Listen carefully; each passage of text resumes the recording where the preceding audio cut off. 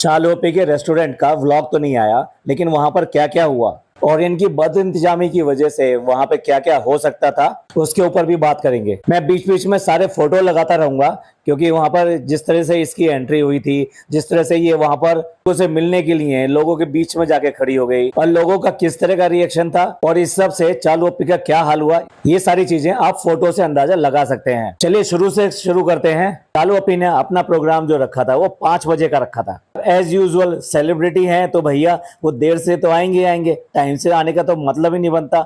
अपने आप को सेलिब्रिटी तो समझते ही हैं। और फिर 2 हफ्ते से लगातार जो इनकी पीआर टीम काम कर रही थी और जिस तरह से ये एडवर्टीजमेंट करते चले जा रहे थे प्रमोशन के लिए, लोगों को वहां पे बुलाने के लिए टाइम बताया गया, डेट बताएगी, मैं भी आऊंगी और इस टाइम पे होगा, तो उसके बाद में जो आप सोच सकते हैं कि क्या हाल होगा। चलिए 5 बजे का टाइम था, लोग बाग वहां पर लगभग 2 बजे से आने शुरू हो गए। वहां जो इनका रेस्टोरेंट है ये बेसिकली मेट्रो स्टेशन या मेट्रो लाइन जो गई है ये उसके ठीक बराबर में है। मेट्रो के नीचे रोड है और मेट्रो वहां पे मुख्यतः जामिया मिलिया यूनिवर्सिटी के साथ साथ रोड गई है और उसी के साथ साथ वहां पे मेट्रो है। और वहीं पर ही जो शॉपिंग कॉम्प्लेक्स बना हुआ है जहां और भी फूड चेन के रेस्टोरेंट्स हैं, वहीं पे इनका ये खुशामदीद रेस्टोरेंट खुला है। तो ये सिनेरियो में सारा इसलिए बता रहा हूँ कि ये रोड से थोड़ा हटके जो प्रेमिसेस है ये उसके अंदर है और इसके सामने, इसके रेस्टोरेंट के ठीक सामने काफी अच्छी जगह है जो लगभग एक रोड के बराबर मान सकते हैं, एक सिंगल रोड के बराबर मान सकते हैं। वहां पर जो फ्लोर था उसके ऊपर वो कारपेट बिछा हुआ था, साथ साथ एक इन्होंने बैलून का एक गेट बना रखा था, सो कॉल्ड एंट्री गेट कह लीजिए, इनॉग्रेशन गेट कह लीजिए। खुशामदीद के नाम का एक बहुत बड़ा व्हाइट कलर का बैनर भी लगाया हुआ था। तो वहां पर जो लेडीज वगैरह थी वो लगभग 2 बजे से वहां पे पहुंचना शुरू हो गई और वहां पर धीरे धीरे करके 5 बजे तक, जो कि इसका टाइम था, अगर आप ये कहें कि 5 बजे इसका इनॉग्रेशन होना था तो 5 बजे जितने लोग आए वो इनॉग्रेशन के लिए ही आए होंगे। और वैसे इनॉग्रेशन भी गलत कहना चाहिए, वो सारे के सारे लोग इसको देखने के लिए आए थे, इसको मिलने के लिए आए थे। वहां पर ऐसा कुछ नहीं था कि रेस्टोरेंट की वजह से आए हैं। एनीवे, उस टाइम तक भी वहां पर 200-300 से ज्यादा लोग नहीं थे और उसमें भी ज्यादा से ज्यादा लेडीज थी वहां पर। लेकिन जैसे जैसे टाइम बीतता गया वैसे वैसे वहां पर लोग बढ़ते चले गए। भाई देखिए, अगर 5 बजे इसका इनॉग्रेशन हो जाता तो कुछ लोग तो जितने बजे आए हैं तब तक वो लोग जा चुके होते और उनकी जगह कोई दूसरे लोग आ सकते थे। पर चीजों को कैसे मैनेज करना है या ये कहिए कि अच्छे खासे फंक्शन को किस तरह से बर्बाद कर देना है, वो इनसे अच्छा कौन कर सकता है। चालोपी एंड कंपनी से ये लोग वहां पे पहुंचे 2 घंटे बाद, लगभग 7 बजे करीब ये कार में वहां पर आए। तब तक वो वाला पूरा ग्राउंड पूरी तरीके से भर चुका था। जो अभी तक जो है 200-300 आदमी थे वो वहां पे फिर 700-800 आदमी दिखाई देने लगे। और अब जो भीड़ बढ़ी थी उसमें लेडीज कम जेंट्स ज्यादा थे और सबको अपने कैमरे में सिर्फ एक फोटो चाहिए थी। तो सबके सिर्फ और सिर्फ सर के अलावा जो दिखाई दे रहे थे वो सिर्फ और सिर्फ कैमरे दिखाई दे रहे थे। और 7 बजे आप समझ सकते हैं थोड़ा अंधेरा होना शुरू हो जाता है। उसी समय चालोपी अपनी गाड़ी में आई, जबकि वो चाहती तो 5 बजे वहां पर रह सकती थी। जो भी आपको मेकअप कराना है, जो भी कुछ करना है आप करके, जो टाइम है उससे पहले अगर वेन्यू पे पहुंचते हैं तो वो चीजें सिस्टमेटिक तरीके से, प्रॉपर तरीके से हो सकती हैं। पर इन्हें तो अपनी सेलिब्रिटी वाली फील लेनी थी। इनको क्या फर्क पड़ता है किसी लोगों के साथ में क्या होगा क्या नहीं होगा, कौन गिरेगा कौन भागेगा, किसको चोट लगेगी। औरतें आई हुई हैं, लेडीज आई हुई हैं, अपने छोटे छोटे बच्चों को लेके आई हुई हैं। बच्चे भी इतने छोटे जो 1 साल से छोटे थे और कुछ 1 साल से 2 साल के बीच के थे। ऐसे काफी सारी बच्चे वाली लेडीज वहां पे दिखाई दी। अब आप समझ सकते हैं कि ऐसी लेडीज के लिए वहां पर इतनी भीड़ के अंदर खड़े रहना और इसको देखना, ये इससे बात करना तो दूर रही है, एक फोटो लेना भी बड़ा मुश्किल था। और फिर वहां पे ये 2 पैसे की सेलिब्रिटी, 2 पैसे की इसलिए बोल रहा हूं कि ये सिर्फ सिर्फ यूट्यूब या ये कहिए कि जो मुस्लिम्स और ये इस तरह से इकट्ठे किए गए हैं ये उनके लिए सेलिब्रिटी है। इससे पहले भी ये अभी कुछ दिन पहले ही यहाँ पर दिल्ली आकर गई है,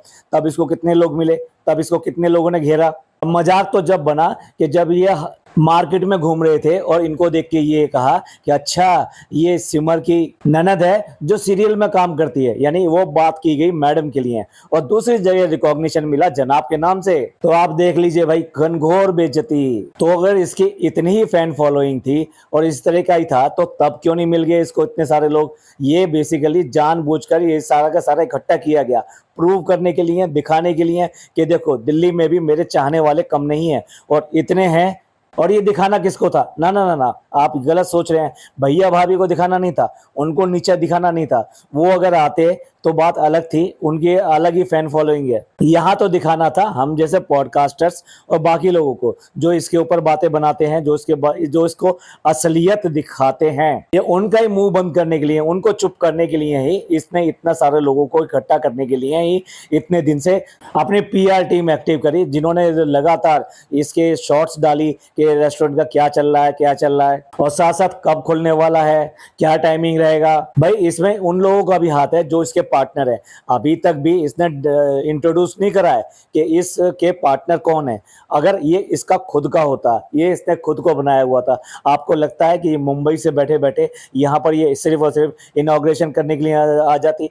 ये एक एक चीज सेलेक्ट करती, रिव्यू करती और आकर देखती। कम से कम हर हफ्ते में एक चक्कर, या फिर ये के लिए 10 दिन में एक चक्कर दोनों का लगना ही था यहाँ पर। तो ये रेस्टोरेंट पूरी तरीके से पार्टनरशिप में है, और पार्टनरशिप भी मुझे ऐसा लगता है एक नहीं दो नहीं, ये कई लोगों की पार्टनरशिप है। फनी का जो दोस्त है वो भी हो सकता है, और कुछ और लोग भी हो सकते हैं कि जो इसके साथ में गुंबद कैफे में 20-25 लोग, भाई इतने लोगों को लेके खाना खिलाने वहां पे कौन जाता है। और हो सकता है भैया वहां जो खाना खिलाया जाता है वो ऑलरेडी स्पॉन्सर तो था ही, आपको पता ही है। इसने कहा था कि मेरे दोस्त बन गए हैं इसकी वाइफ जो है, और इनसे हमेशा मैं मिलने आती हूँ, वरना ये इतने पैसे कर दे वो भी गुंबद कैफे में जाकर। तो इन सब लोगों की भी इसमें पार्टनरशिप हो सकती है, और जब इन सब लोगों की पार्टनरशिप होगी तो डेफिनेटली वो भी अपनी पीआर टीम को एक्टिव करेंगे और कोशिश करेंगे ज्यादा से ज्यादा वहां पे गैदरिंग करने की। चलिए इनॉग्रेशन में क्या क्या हुआ मैं वो फोकस करता हूं। अब 7 बजे करीब ये आती हैं, जबकि 7 बजे क्या 5 बजे के आसपास तक तो फनी वहीं पे घूम रहा था, टी शर्ट के अंदर घूम रहा था, और उसके बाद में वहां से निकल के गया, और फिर ये डब्बा को लेके 7 बजे करीब वहां पे अपनी कार, जो इसकी किया कार है जो इसने मौधा से मंगवाई है, ये उसी को लेके वहां पे हाजिर हुआ। अब फनी जो है बड़े स्टाइल से अपने आप को पता नहीं क्या हीरो समझ रहे थे या क्या समझ रहे थे, एक ड्राइविंग सीट पे बैठ के, एक सेलिब्रिटी की ड्राइविंग सीट पर कार चलाते हुए वहां पर आए। डब्बा ने वहां पे हाथ हिलाना शुरू किया। धीरे धीरे वहां पे कार के चारों तरफ काफी लोग इकट्ठे हो गए।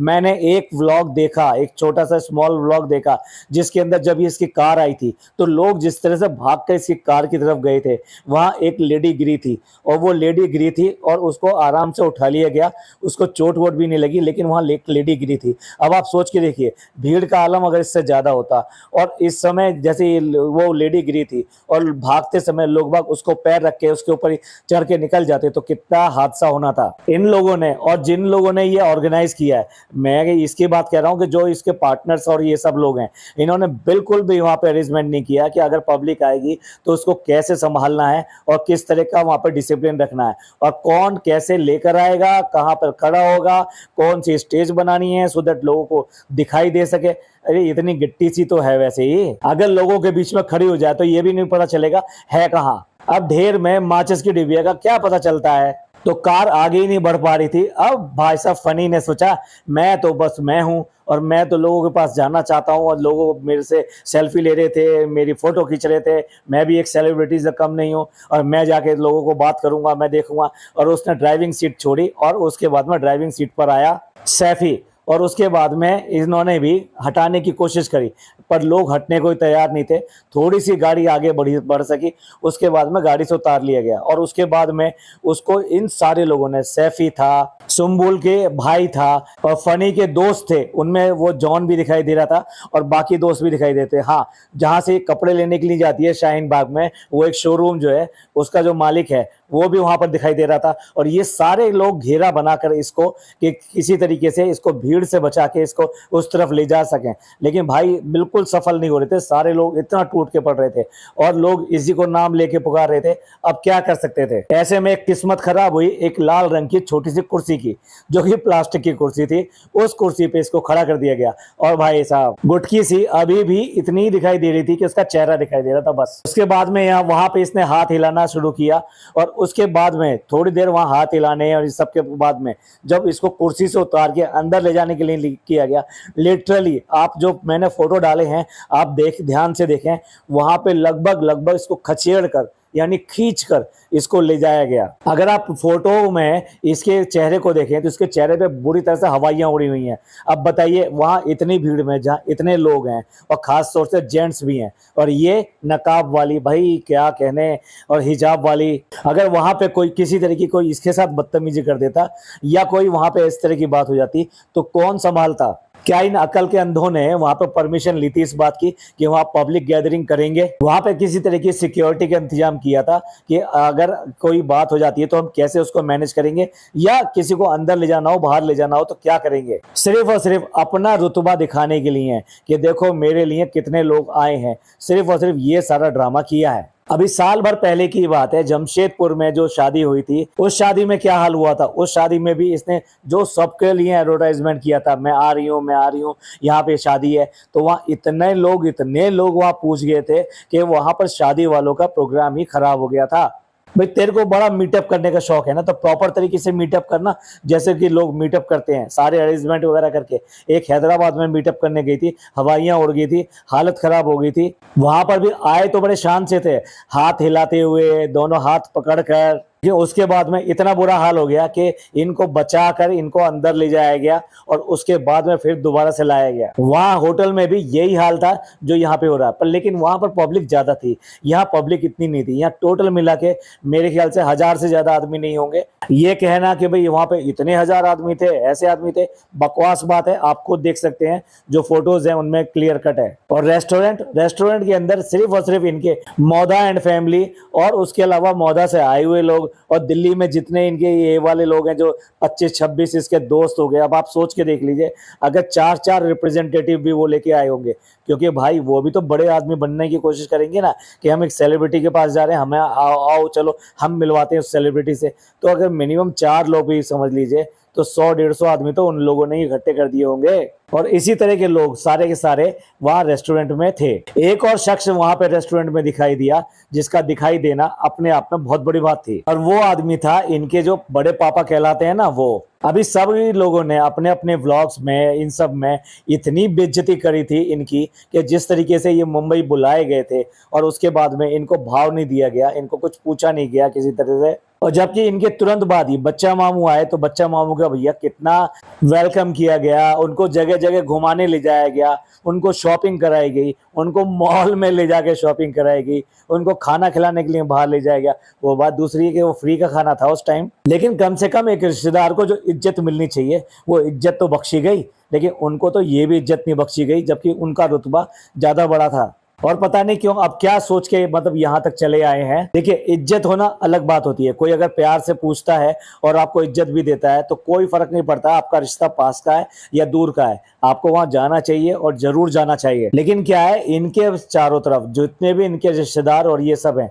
ये सारे सारे से भिखमंगे की तरह इनके तरफ चुपटते रहते हैं, जैसे इनसे कुछ मिल जाए तो भैया उनका भला हो जाए, और अपनी इज्जत वगैरह सब ताक पे रखे। वो चाहे इनकी सारी खालाएं हों या खालाओं के बच्चे हों, मतलब जो भी इनके अपने करीबी रिश्तेदार हैं, चाहे मामू वगैरह जो भी है, ये सारे के सारे लोग इनके ऊपर ऐसे गिरे रहते हैं कि जैसे कुछ भी इनको मिल जाए, थोड़ा सा चीटें भी मिल जाएंगी तो शायद इनका भला हो जाएगा। और उसके बदले में चाहे उनसे नौकरों जैसा व्यवहार किया जाए, चाहे उनसे कितना भी काम लिया जाए, चाहे उनकी इज्जत रखी जाए या ना रखी जाए। अगर थोड़ा सा प्रोग्राम को प्रॉपर तरीके से मैनेज किया गया था, टाइम शेड्यूल को एडहेयर किया गया होता, यानी टाइम से आई होती, तो इतनी भगदड़ और इतनी परेशानियां लोगों को नहीं होती। लोग ज़्यादा से ज़्यादा अकोमोडेट हो सकते थे, ज़्यादा से ज़्यादा लोग इसके पास तक पहुंच सकते थे, और कम से कम खतरा इसको हो सकता था और बाकी लोगों को हो सकता था।